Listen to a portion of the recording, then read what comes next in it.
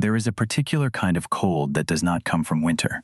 It waits in polished stone, in silver handles no warm hand has touched, in halls where every servant has learned to whisper before the grief of a king. By the time Elara Voss reached the black gates of Ravenshade Castle, that cold had already climbed through the soles of her worn shoes and settled behind her ribs. She had been summoned before dawn, not as a guest, not even as a servant of rank, but as the temporary records secretary no noble wished to look at directly.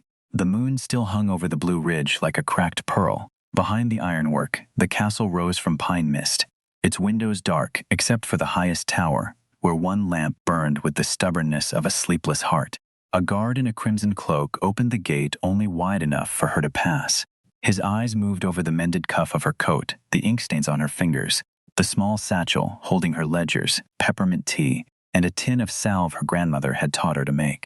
"The council meets before sunrise," he said. "Speak only when asked." "I was hired to take minutes," Elara answered.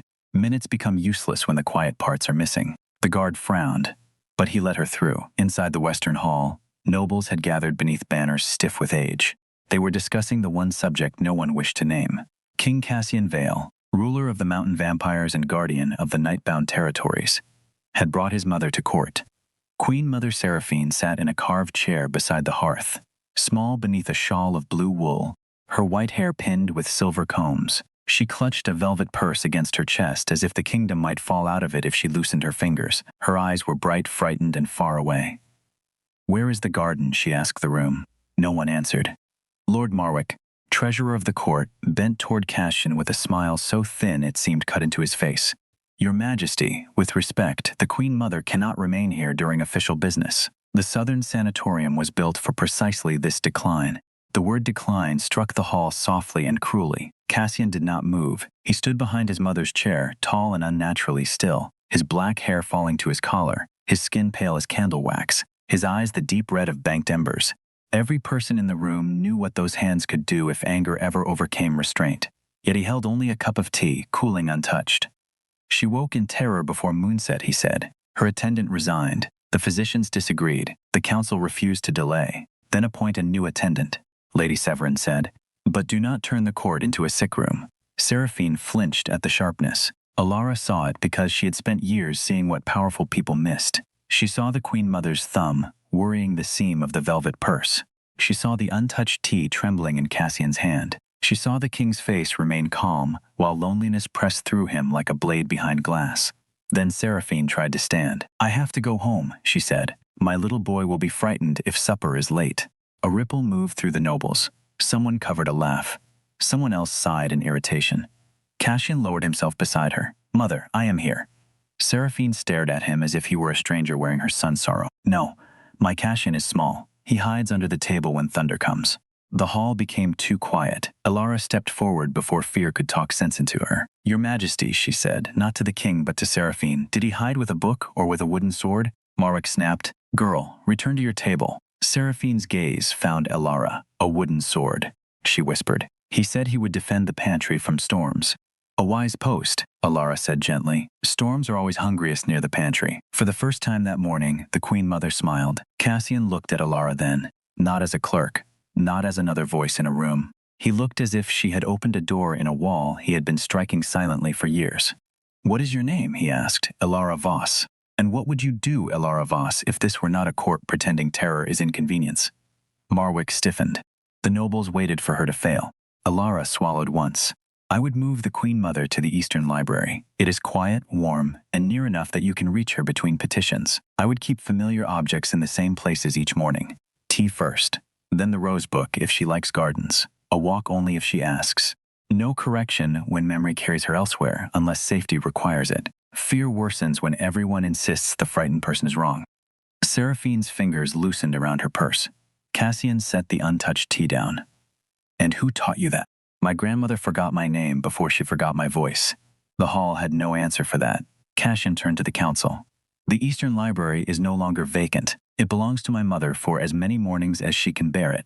Lady Severin protested. "The library houses old charters. Then the charters will learn patience." A few servants hid smiles. Marwick's expression darkened, but Cassian did not look away from Elara. "You will arrange it," he said. It was not a question. Yet there was something in his tone that asked anyway. Something careful beneath command. Elara bowed. I will. As the council resumed, Seraphine reached out and caught Elara's sleeve. Do you know roses? Only stubborn ones, Elara said. Those are the best kind. Across the hall, the vampire king watched his mother hold the hand of a poor human secretary and calm beneath her voice. He had survived wars, betrayals, councils, hunters, and centuries of being feared. But that morning, what left him speechless was not courage on a battlefield. It was a woman in scuffed shoes making room for tenderness where everyone else had made room only for shame. By the next morning, the Eastern Library no longer looked abandoned. Elara arrived before the servants lit the corridor lamps, carrying a bundle wrapped in brown cloth and a list written in her tidy, unsentimental hand. She moved a reading table away from the draft, placed a low chair near the hearth, and set a small tray where the Queen Mother could always find it. There was chamomile, dried apple, a chipped porcelain cup with blue roses, gardening books rescued from the lower shelves, and a quilt the housekeeper said had once belonged to Seraphine before the court decided old things made important rooms look poor. Important rooms often look lonely, Elara said, and tucked the quilt over the chair. Cassian appeared at the threshold without sound. In daylight, with curtains drawn against the weak sun, he seemed carved from restraint. The shadows did not hide him. They obeyed him. You came early, he said. The Queen Mother may wake early. She has already asked where I buried the summer. Elara glanced toward the hall, where a distant voice murmured to a nervous maid. Then we should find enough of it to show her. When Seraphine entered, she wore a pale green dress and the same velvet purse. Her eyes moved anxiously over the unfamiliar arrangement, then stopped on the blue rose cup. Oh, she breathed. My cup. Cassian's face changed so quickly most would have missed it. Elara did not. Hope touched him and vanished before it could be punished. Seraphine sat. Elara poured tea, placed the cup in both of her hands, and began turning pages in a gardening book. These roses are from Virginia, she said. The caption says they survive poor soil if their roots are kept cool. Roses are vain liars, Seraphine said. They act delicate, then survive everything. Cassian made a sound that was almost laughter. The first petitioners arrived before the tea cooled. Miners from the northern pass complained of a toll doubled by a clerk. A widow asked why her family's medicine ration had been denied. Two noble sons argued over hunting rights in a forest neither had planted nor tended. Cassian heard them all in the adjoining chamber. The doors kept open enough for him to see his mother when he turned. The nobles resented it immediately. She distracts him, Lady Severin whispered while Elara arranged papers. No, Elara said softly. She reminds him. Lady Severin's eyes sharpened. You mistake proximity for importance. I mistake nothing, my lady. I write down what is said. It teaches a person the difference.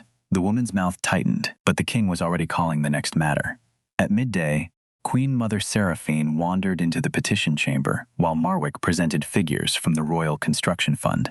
Elara followed 2 careful steps behind, prepared to guide her away if she grew distressed. Seraphine looked at the map spread across the table. It showed a new settlement planned near the river, all narrow lanes and tall stone dwellings packed tightly together to preserve profitable land for noble estates. Where will the children see green? Seraphine asked. Marwick smiled with theatrical patience. Your Grace, this is not a nursery drawing. Seraphine pointed to the center of the map. A square garden here, with benches under roofs. Mothers get tired. Old people get tired. Children should not grow up thinking walls are the whole world. A nobleman coughed into his glove. Charming, but expensive. Elara noticed the widow from the morning still waiting near the wall, her medicine request unresolved. She noticed Cassian watching his mother's finger rest on the blank square. Show me the cost of moving the central drainage, he said. Marwick blinked. Majesty, the garden she described. Calculate it. The plans are already approved. Then they are already incomplete. Seraphine nodded, satisfied, and returned to the library with Elara as though kings revised settlements for her every day. By evening, servants who had feared the Queen Mother began finding reasons to pass the eastern corridor. The cook sent broth with thyme. A stable boy brought a basket of pine cones because Seraphine said they looked like sleeping roses. Mistress Hale, the housekeeper, admitted the Queen Mother once taught her to read labels on medicine jars when she was a scullery maid. Cassian watched these offerings accumulate with wary wonder. I expected complaints, he told Elara when the hall had emptied. You may still receive them. I already have. Marwick says compassion has no administrative category. Then make one. He studied her. You speak to me as if I am less dangerous than I am. No, your majesty. I speak as if danger is not the only useful thing about you. The answer settled between them, warmer than the hearth. Seraphine looked up from her chair.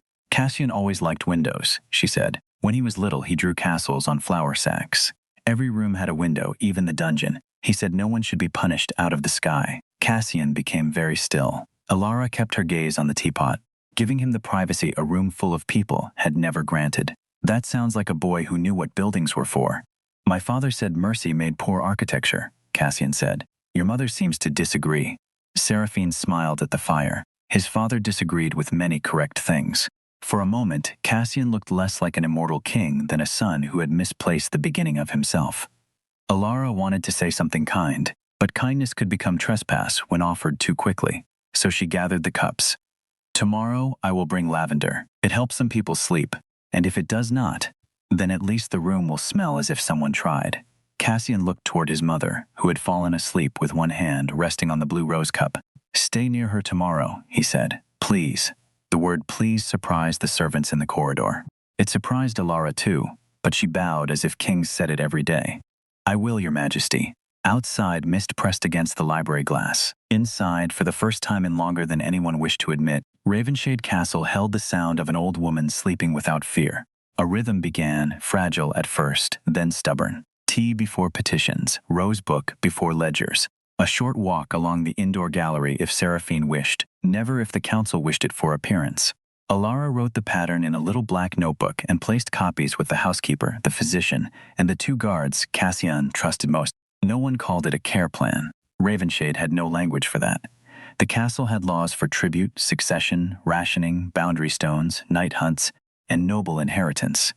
It had no law for how to help a frightened mother remember where she was without making her feel foolish. Elara made one anyway. At first, the court treated her methods as sentimental interference. Then the results became inconveniently visible. Seraphine's panic lessened. Cassian stopped leaving councils midway through to chase news of screams from the upper rooms. Petitioners found the king more patient, not less. Servants stopped walking, as if every personal burden were contraband. One evening, a laundress named Maisie asked Elara whether her own mother, who had begun forgetting stove fires, might respond better to routine than scolding. The next day, a guard confessed that his father no longer recognized him after sunset. By the end of the week, the Eastern Library had become a quiet place where people came not to stare at the Queen Mother, but to learn how not to abandon those who were changing. Marwick hated it. This softness is spreading through the staff, he told Cassian during a budget review. Yesterday, a kitchen boy asked for 2 evenings to sit with an ill aunt. If every servant brings family grief into palace operations, discipline will collapse. Cassian's hands rested on the table. The candle flames leaned toward him, and then away, afraid of their own interest. Did the kitchen collapse? No, but precedent matters. So does hunger. So does illness. So does loyalty earned by something better than fear. Marwick's jaw tightened. You sound like her. Elara, standing by the window with her ledger, knew he meant it as an insult. Cassian did not receive it as one. Then I am improving. Later, in the library, Elara found Seraphine sorting dried rose petals into little piles by color. The Queen Mother was having a clear afternoon. Those days arrived like sunlight in winter, precious because no one could order them to stay. You are the Voss girl, Seraphine said. Elara looked up. Yes, your grace. Your grandmother kept the apothecary below the old chapel. Elara nearly dropped the tin of salve. You knew my grandmother. Seraphine frowned, searching a hallway inside herself. Miriam Voss. Stubborn hands, kind eyes. She brought fever drafts after the red winter. My grandmother never spoke of serving the castle. Some service was punished by silence. Seraphine touched the velvet purse in her lap. There were letters. Or there should have been. Before Elara could ask more, Lady Severin swept into the library with her daughter, Celeste, whose beauty was arranged like a weapon. Celeste had long been rumored as the council's preferred future queen. She smiled at Elara with the soft cruelty of someone stepping over a rug. Still playing nursemaid? Celeste asked. How fortunate for His Majesty that human girls are so eager to be useful. Elara closed the rosebook. Usefulness is not shameful. No, mistaking it for belonging is. Seraphine's eyes clouded. Who is this loud child? Celeste flushed. Lady Severin gave a brittle laugh. Your grace is tired. No, Seraphine said. Tired is gentle. She is sharp because she thinks sharpness is importance. Elara bit the inside of her cheek, but Cassian, arriving behind them, did not hide his amusement. Lady Severin, he said, was there a reason for this visit? To remind you of the moon banquet, Severin answered. All major houses will attend. They expect dignity. Cassian's gaze moved to his mother, then to Elara. Then we should surprise them by providing it. When the ladies left, Seraphine tugged Elara closer. Do not let pretty teeth frighten you. Wolves and courtiers both show them when hungry. I will remember. Remember better than I do. That evening, Cassian found Elara copying ration appeals in the records room. Rain ticked against the narrow windows. The castle smelled of wax, old paper, and the faint metallic chill that clung to vampire halls. My mother spoke of your grandmother, he said. Elara kept her pen moving. She said there were letters. Cassian's expression tightened. Many records disappeared after my father's death. Marwick was deputy treasurer then. Severin controlled correspondence from the human settlements. My grandmother died believing the castle never answered her pleas for medicine.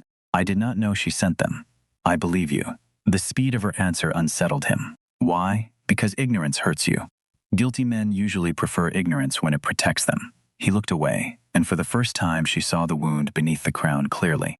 Cassian had inherited a kingdom built to make him feared, then spent centuries trying to rule it without becoming the cruelty people expected. You owe me nothing, he said. I did not say you owed me. Most would. Most were not taught by Elara Voss. She used to say a debt is only holy when both people agree what is being repaid. At her grandmother's name, the room seemed to fold inward. Cassian went to a locked cabinet and withdrew an iron key darkened by age. My mother's old correspondence room has been sealed since the year she stopped recognizing written dates, he said. If there were letters, they may be there. He placed the key on the desk but did not push it toward her. I am asking, he said, not commanding. Elara looked at the key, then at the king. Outside, thunder rolled over the ridge like a carriage crossing a bridge.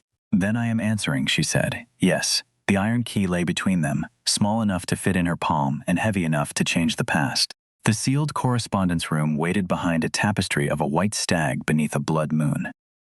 Elara had passed it many times without knowing Abdor lived there. Cassian lifted the tapestry himself, revealing black oak, several locks, and a line of dust along the threshold so perfect it looked ceremonial. My mother kept every letter, he said. Birth notices, harvest petitions, recipes from village women, complaints about bridgestones, invitations she never accepted. She said a kingdom was not its banners. It was the paper people trusted you to read. Elara held the iron key. Why seal it? Because after my father died, every letter in this room hurt her. Then after memory sickness took hold, Marwick said old correspondence confused her. I believed him. The lock turned with a reluctant groan. Inside, the air smelled of cedar, paper, and time shut away too long. Shelves climbed to the ceiling. Bundles of letters tied with faded ribbons filled cabinets labeled by year, town, and subject. A writing desk stood beneath a veiled portrait. On it sat a silver letter opener shaped like a thorn. Elara moved slowly, reverently. No court archive is this complete. My mother trusted memory less than ink. Then someone feared her ink. They searched by lantern. Elara read labels while Cassian lifted boxes no human could have moved. There were petitions from miners, seamstresses, midwives, farmers, widows, requests for bridges, reports of spoiled grain, pleas for medicine during winters when vampire stores remained full and human settlements thinned with fever. At last, Elara found a bundle marked with her village name and her grandmother's hand. Elara Voss had written many times. The first letters were formal. The later ones shook with urgency. Children were fevered. Elderly patients needed nightshade tincture controlled by the royal apothecary. Human traders had been turned away, despite tax records proving the village had paid its levy. The final letter was not a plea, but an accusation. Someone in the treasury is selling what the Queen Mother set aside for the poor. Elara read the line twice. Cassian's face emptied of color beyond its usual pallor. Marwick supervised ration distribution that year. The responses? Elara asked. They found them in a lower drawer, or what remained of them. Several were drafts in Seraphine's hand authorizing emergency release. Each bore a red cancellation mark and a note in another hand. Request denied by royal priority. Elara touched the handwriting. That is not your mother's script. No. At the bottom of the drawer lay a torn piece of blue satin caught beneath the wood. Elara pulled it free. Silver thread stitched 3 small initials into the fabric. MV, my grandmother's initials, she whispered. Cassian removed the veiled cloth from the portrait above the desk. The woman painted there was young Seraphine in her wedding gown, holding a bouquet of white roses. Along the inner sleeve, almost hidden by lace, were the same silver initials. MV. Elara stepped back. My grandmother made her dress. Cassian stared at the portrait as if it had turned into a witness. My mother said a human seamstress saved the wedding after the northern houses refused to send silk. Father hated that story. He said the dress should have been burned after the ceremony. Why? Because my mother wore gratitude where nobles expected conquest. The door opened behind them. Marwick stood in the threshold with 2 guards loyal to the treasury. His gaze went from the open drawer to the letters in Elara's hands. Your Majesty, he said too smoothly, this room is restricted for the Queen Mother's health. Cassian turned. I restricted nothing from myself. The contents are disordered, easily misunderstood, especially by human staff with personal grievances. Elara folded the letters carefully, refusing to let him see her hands shake. Personal grievance is a convenient name for stolen medicine. Marwick's eyes chilled. Careful, girl. Cassian moved 1 step. The lantern flames bent low. You will address her by name. Elara Voss, Marwick said, making it sound like dirt polished for court, has exceeded her station. My station is records, Elara replied, and records have been lying under your lock. The guards shifted. Cassian did not raise his voice. He did not need to. No one touches these papers except by my order. Marwick, you will present full ration accounts for the Red Winter at the Moon Banquet. The treasurer bowed, but hatred had already crossed his face and left its print. After he departed, the room seemed colder. Elara pressed Miriam's letters against her chest. He will move before then. Yes, you knew. I know men who fear paper. Cassian reached for the torn satin, then stopped before his fingers brushed hers. May I? She handed it to him. He held the fragment with a tenderness that made him seem ancient and young at once. Your grandmother was part of my mother's happiest day. Then my court helped bury her pleas. You were deceived too. I was king. The words had no self-pity in them, only weight. Elara looked at the portrait, at the sleeve bearing Miriam's initials in silver thread. Then be king now. His eyes found hers. For a heartbeat there was no sealed room, no treasurer, no court waiting with sharpened smiles. There was only a human woman holding the pain of her family without surrendering to bitterness, and a vampire king learning that repair could not begin with regret alone. What do you need? He asked. Access to the ration ledgers, the old apothecary lists, and anyone still living who remembers the Red Winter. You shall have them, and one more thing, name it. At the banquet, do not speak first. His brows lifted slightly. If you expose Marwick, they will call it royal anger. If the records expose him, they will have to call it truth. Cassian looked at the letters in her arms, then at the portrait of his mother in the dress Miriam Voss had sewn. Then truth will have the floor, he said. In the corridor, Queen Mother Seraphine waited with Mistress Hale. She seemed confused, but when she saw the satin in Cassian's hand, her eyes cleared for one bright, impossible instant. Miriam finished the sleeve by candlelight, she said. I told her no one would forget. Elara could not speak. Seraphine reached for her. Did I forget? Elara took the old woman's hand. Not forever. The investigation moved through Ravenshade like a candle carried under a cloak. Elara knew better than to trust open corridors. Marwick had served the treasury longer than many vampires had kept the same face. His ledgers were orderly because disorder would have been easier to forgive. Cassian gave her access to the lower archive, but he did not hover over her work. That mattered. Powerful men often offered help in the shape of a shadow. Cassian left keys, names, and protection, then allowed her mind to do what he had asked of it. She worked beside Maisie the laundress, who remembered her mother boiling sheets for fever patients during the Red Winter. She found an old apothecary assistant living in a cottage below the ridge, half blind but sharp enough to identify Marwick's cancellation mark by touch. She found transport receipts for medicine crates supposedly delivered to human villages, then matched those dates to private sales made through Severan warehouses. Every page answered one question and opened another. The theft had not been a single cruelty. It was a system. Human settlements paid levies for protection and medicine. The Queen Mother authorized relief. Marwick rerouted supplies to noble houses, who sold them back at impossible prices. When villages protested, letters vanished. When Miriam Voss accused the treasury, someone forged a denial in Seraphine's name. Elara read that false letter alone at midnight.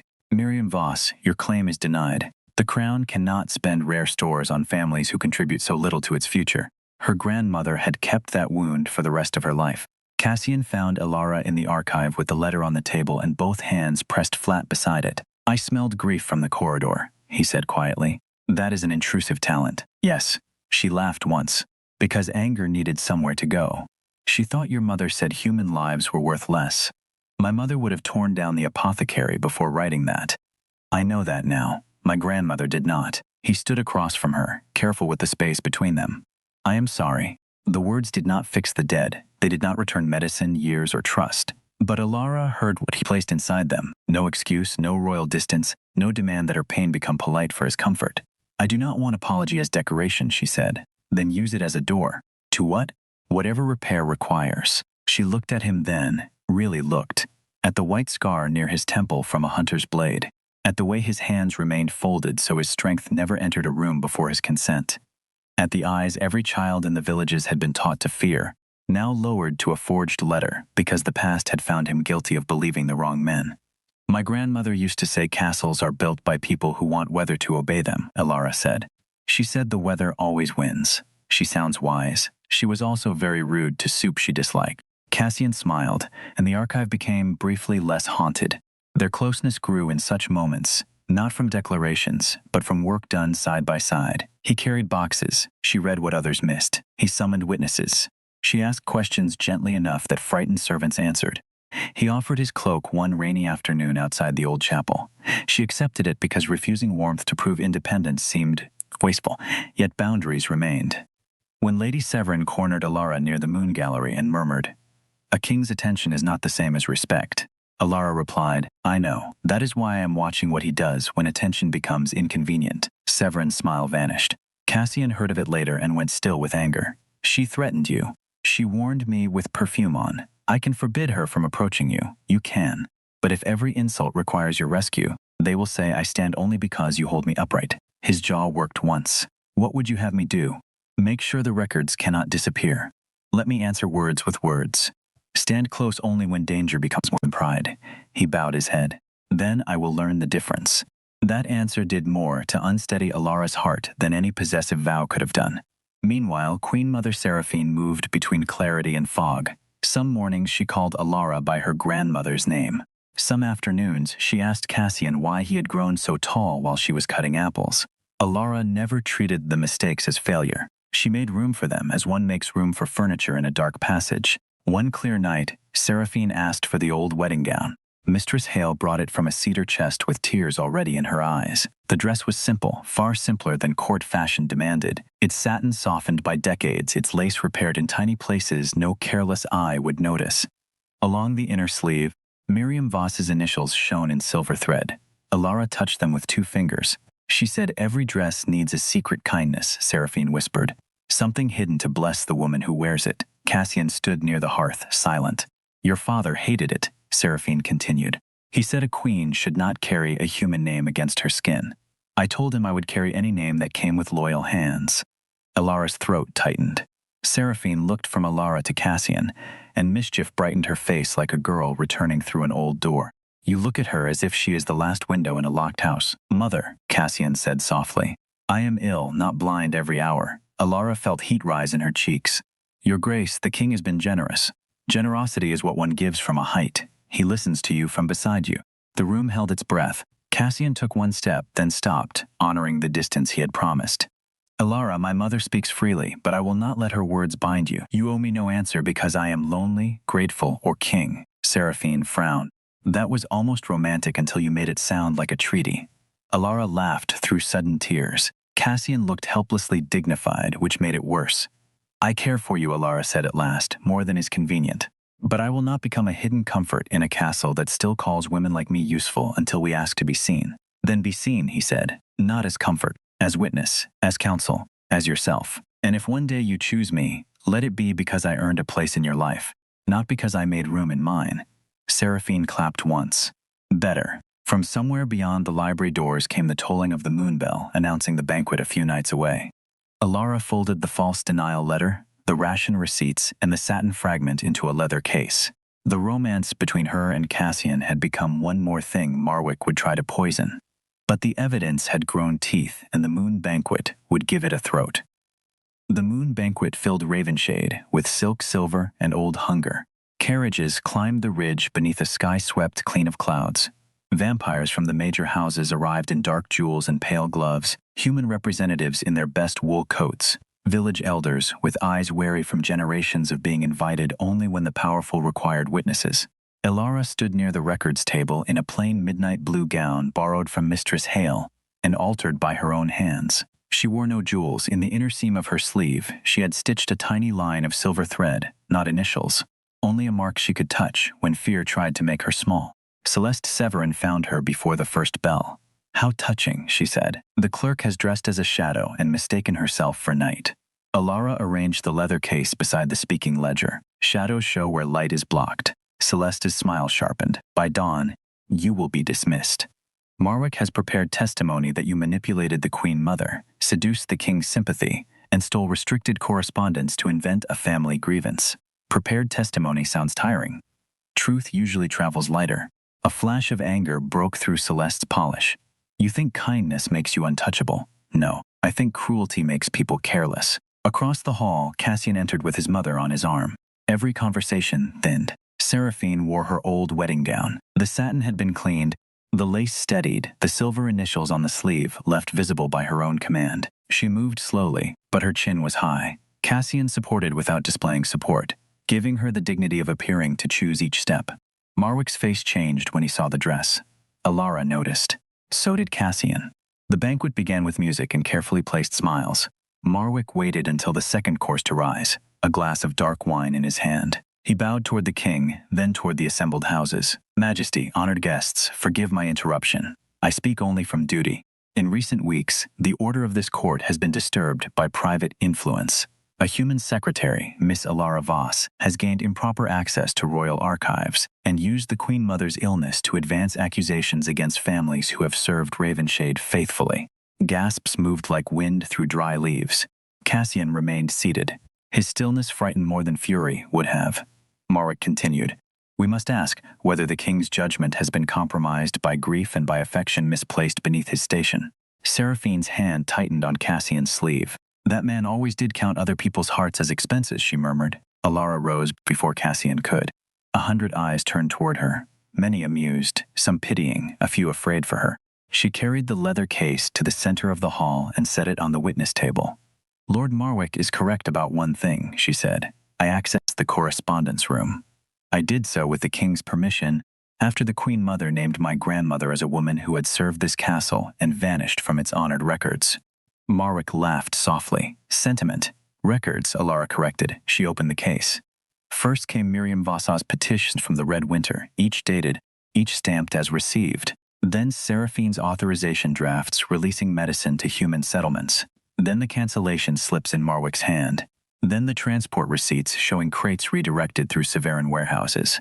Finally, the forged denial letter that had carried Seraphine's name like a stolen cloak. The hall changed as she spoke. Amusement became attention. Attention became discomfort. Discomfort became dread among those who had profited. Marwick's voice cut across hers. "A clever arrangement of old papers proves nothing. Ink can be moved. Grief can be taught to perform." Elara nodded once. "That is why I asked surviving witnesses to come." The side doors opened. Maisie the laundress entered first, then the old apothecary assistant with one hand on a cane, then village elders from Elara's home, then a former Severin driver who had carried medicine crates under false labels. None looked grand. All looked tired of silence. Marwick turned to Cassian. "This is theater." Cassian's eyes glowed faintly, not with rage unleashed, but with rage held in law. "Then listen carefully. Good theater reveals character." One by one, the witnesses spoke. The driver described delivery orders bearing Marwick's seal. The apothecary assistant identified the cancellation hand. Maisie remembered Seraphine weeping after being told no village petitions had arrived. An elder from Elara's village held up the false denial letter his mother had kept in a Bible until her death. Lady Severin rose, pale with fury. "Human memory is unreliable." Queen Mother Seraphine stood. Cassian reached to help, but she waved him off. The hall watched an old woman in a human-sewn wedding gown face nobles who had called her illness inconvenience. "My memory is unreliable," she said. "That is true. Some mornings I cannot find my son though he stands before me. Some evenings I ask for people who are long buried. But do not confuse illness with emptiness." The hall went silent. Seraphine touched the silver initials on her sleeve. "Miriam Voss made this dress when noble houses refused me cloth because I would not bless their cruelty.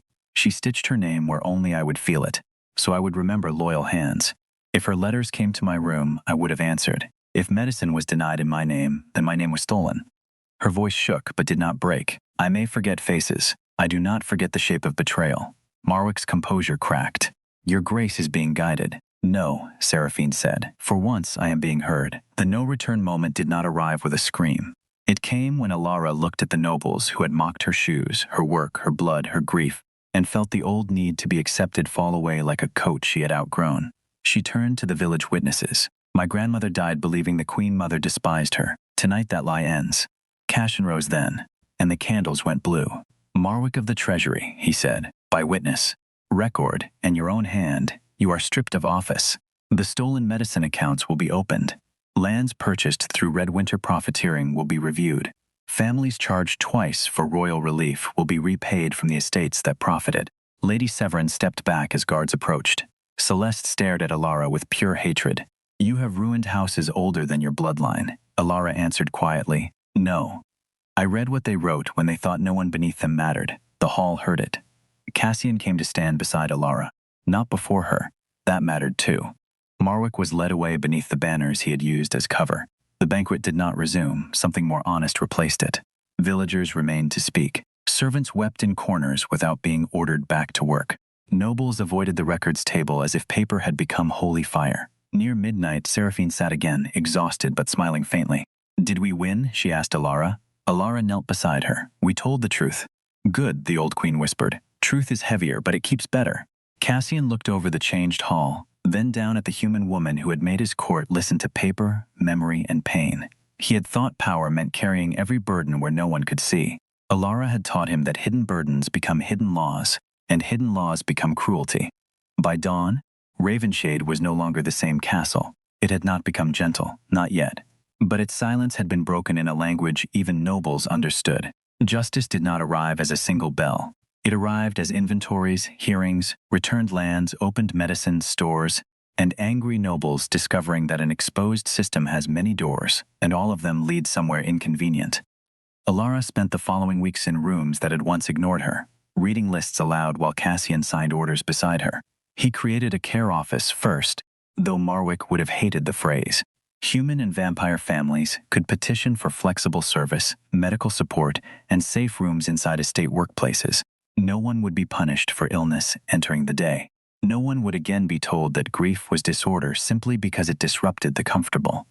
Some called it weakness, Cassian called it law. The Eastern Library became its center. Seraphine still spent mornings there when she could. Sometimes she remembered the banquet in bright pieces. Sometimes she asked whether the flowers had been watered in a garden that no longer existed. Elara kept the blue rose cup in the same place, and Cassian learned to pour tea before asking the world to make sense. One rain-dark afternoon, he found Elara repairing a tear in the Queen Mother's wedding sleeve. Her head was bent, the silver thread shining between her fingers. You could ask one of the royal seamstresses, he said. I could, but you will not. Miriam Voss began this blessing. I would like to continue one small inch of it. Cassian sat across from her. He did not crowd the table. He had become careful in ways that no court manual had taught him. Elara, he said, the council will soon ask me to name a consort. The needle paused. I will tell them, he continued, that the throne has done enough choosing for others. I will not ask you in front of them. I will not turn affection into policy or gratitude into a chain. Elara drew the thread through satin. And what will you ask? That when I ask, you know the crown is not asking with me. She looked up. Can a king ever leave the crown outside a room? No. But he can stop pretending it is not there. That honesty settled gently. Elara had feared romance would shrink her, that court gossip would turn her work into a ladder she had climbed through Cassian's loneliness. But he had kept every promise inconvenient to himself. He had let her speak. He had changed law from her evidence, not hidden behind her compassion. He had learned to wait, then ask, she said. Cassian's ancient eyes softened with something almost afraid. Will you walk beside me, not behind me, for whatever years you freely give? Not as ornament, not as repayment, as Elara Voss, who may disagree with me in public when public disagreement is deserved. That last part seems risky for you. I am aware. She smiled, and the smile undid him more thoroughly than any blade. Yes, she said, but I will keep my name. I would be disappointed if you did not. Seraphine, who everyone believed asleep by the hearth, opened one eye. Excellent. Now someone should plan a wedding before I become too bored to attend. Elara covered her face. Cassian looked toward the ceiling, as if asking centuries of ancestors for patience and receiving none. The wedding took place in the river settlement, whose plans Seraphine had changed with one finger on a map. The central garden was not finished yet, but young trees had been planted. their branches tied with white ribbon against the wind. Villagers stood beside servants, miners beside noble houses newly humbled, children climbing benches until mothers pulled them down by their coats. Elara wore Seraphine's wedding gown. The satin had been fitted carefully. The sleeve still carried Miriam's initials, visible now by choice. Elara added one more hidden stitch inside the hem, SV for Seraphine Vale, whose memory had faltered but whose gratitude had survived every locked room. Before the ceremony, Lady Severin requested permission to speak. Guards watched her. So did half the settlement. She had lost warehouses, influence, and the effortless cruelty of never being challenged. I came to apologize, she said, each word dragged across pride. Not because apology restores what was taken, it does not, but because my house profited from silence, and silence has become impossible. Elara regarded her calmly. Then do something useful with the discomfort. Severin bowed her head. It was not forgiveness. It was a door left unlocked for future proof. Cassian's vows were spoken without thunder, without blood oaths, without immortal claims. Before you, he said, I believed protection meant standing between danger and what I loved. You taught me that protection can become another wall if it does not leave room for choice. I promise to listen before I command, to repair before I defend my pride, and to remember that your kindness is not mine to spend. Elara held his cold hands in her warm ones. Before you, I believed power only noticed people like me when it needed labor or silence. You taught me that power can kneel to evidence, change its own laws, and wait at the edge of a life until invited in. I promised to tell you the truth when comfort would be easier, to build warmth in rooms that have forgotten it, and to never confuse love with disappearing. Seraphine raised her hand when the officiant asked whether any final words should be spoken. Cassian closed his eyes. Mother, I only want to say, she announced, that everyone should eat soon. Romance is improved by soup. The garden erupted in laughter. Years later, people would remember the vows. Elara would remember the laughter, because it sounded like a kingdom exhaling.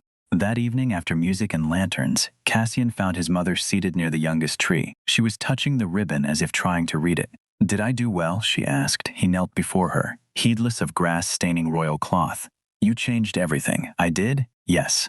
Seraphine looked past him to Elara, who was speaking with village women about medicine schedules and schoolrooms. That girl has kind hands. She is my wife now, Seraphine smiled. Then do not make her carry your storms alone. I will not. But time, unlike law, did not obey kings. Seraphine's clear days grew fewer. Her fear returned in strange hours. Sometimes she mistook Elara for Miriam. Sometimes she called Cassian a little boy and asked whether thunder had frightened him. He no longer corrected her first. He sat beside her and answered the feeling beneath the words. Yes, he would say. But I am safe now. And often, because some part of her still knew how to mother him, she would pat his hand. The child came in winter, during a snowfall so quiet that even the vampires of Ravenshade lowered their voices.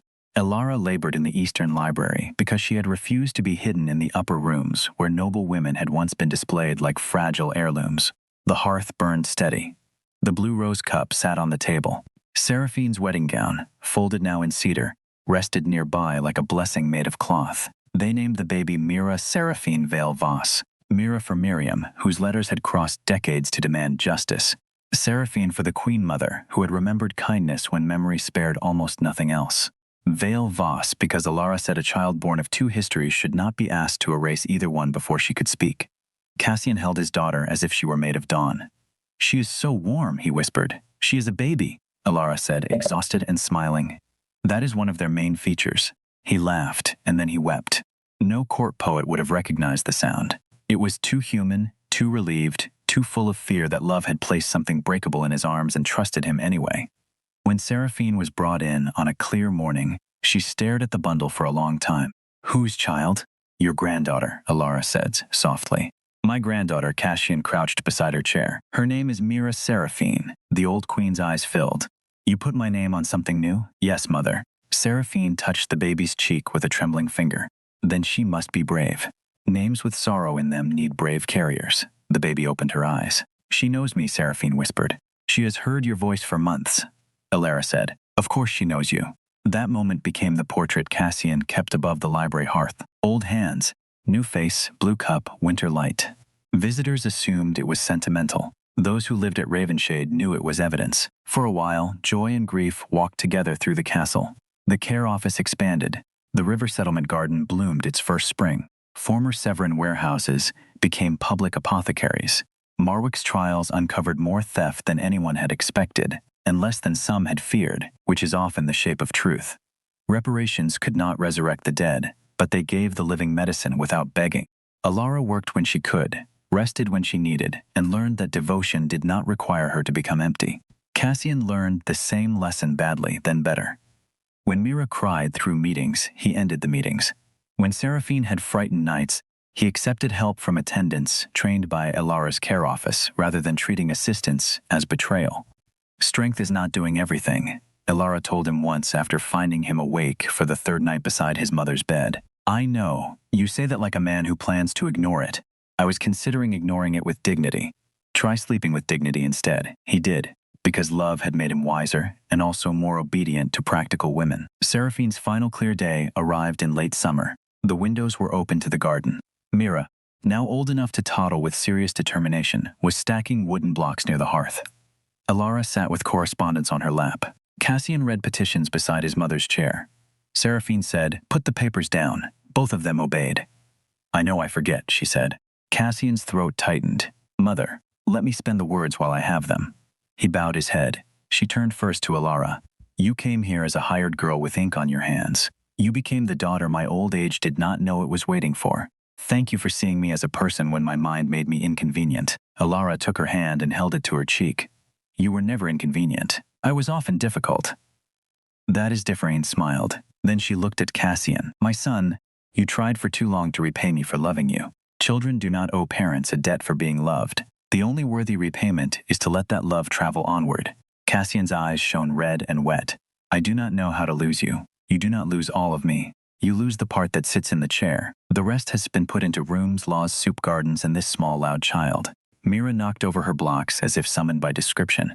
Seraphine laughed. "See? Very loud. Excellent." She asked for the blue rose cup. Elara placed it in her hands. Seraphine turned it slowly, reading the painted flowers with her thumb. "My cup," she said. "I found summer after all." A few weeks later, Queen Mother Seraphine died in her sleep before dawn. Ravenshade mourned without spectacle. Cassian expected the old habits of silence to return, but people came. Servants, villagers, miners, clerks, children from the river settlement, physicians from the public apothecaries, even nobles who had learned that dignity could survive apology. They carried roses, letters, medicine labels, garden drawings, and bowls of soup because the Queen Mother had once declared romance improved by it and the phrase had escaped into legend. At the funeral, Cassian did not speak as a king first, he spoke as a son. "My mother forgot many things," he said, his voice steady because Elara's hand was in his.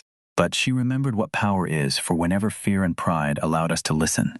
She remembered windows. She remembered gardens. She remembered a human seamstress when others tried to make gratitude shameful. Because of her, this kingdom will measure itself not by how efficiently it hides need, but by how faithfully it answers." Afterward, Elara placed the blue rose cup in the Eastern Library beneath Seraphine's portrait. For days, Cassian could not pass it without stopping. One evening, he found Mira standing on tiptoe beneath the portrait, holding up a drawing in both hands. "Grandmother, see?" the child asked. Cassian crouched beside her. "I think she would find a way." Elara stood in the doorway, one hand resting over the place where their second child had begun quietly making himself known. The castle beyond her was still Gothic, still old, still full of shadows that did not vanish because one family learned tenderness. But it was warmer now. Warmth, Elara had learned, was not the absence of cold. It was the decision to keep lighting fires. 5 years after the moon banquet, travelers climbing the Blue Ridge no longer described Ravenshade Castle only by its black towers. They spoke of the Eastern Library where families could sit without shame, the public apothecary stocked before winter, the river settlement garden where children chased each other beneath young trees, and the strange law that required every new building to include windows low enough for a child, a seated elder, or a tired mother to see the sky. Some still feared the vampire king. Cassian had never tried to become harmless. Harmless rulers were often only cruel rulers without opportunity. But fear was no longer the kingdom's only language for him. People had seen him kneel in grass before an old woman. They had seen him wait while a human clerk finished reading evidence. They had seen him carry a crying baby through a council meeting and dare anyone to call it disorder. Elara, now royal counsel and director of the care office, remained impossible to categorize, which pleased her. Nobles who once called her useful now had to address her opinions before policies passed. Human villages sent letters knowing they would be read. Servants corrected schedules without whispering apologies for having families. The old correspondence room stayed open, its shelves repaired, its door no longer hidden behind a tapestry. On Seraphine's Memorial Day, Elara brought Mira and her little brother Tomas to the Eastern Library before sunset. Mira wore a blue ribbon in her hair and carried a drawing of a garden with far too many windows floating above it. Tomas carried a wooden sword and solemnly announced that he would defend the pantry from storms. Cassian stopped walking. Elara saw the old memory cross his face. The little boy beneath the crown, the one Seraphine had kept alive in stories when court records was preserved only wars and decrees. An excellent post, she told Tomas. Storms are always hungriest near the pantry. Cassian looked at her, and for a moment the years folded back to the first morning, to Elara in scuffed shoes speaking gently to a frightened queen while nobles laughed behind their hands. Mira placed her drawing beneath Seraphine's portrait. Grandmother will like the windows. She insisted on them, Cassian said. Did she know me when I was little? She knew you before you were born, Elara answered. She put love aside for you and all of us. Mira considered this with the seriousness of a child deciding whether adults had said something beautiful or simply confusing. Then I will put some aside too.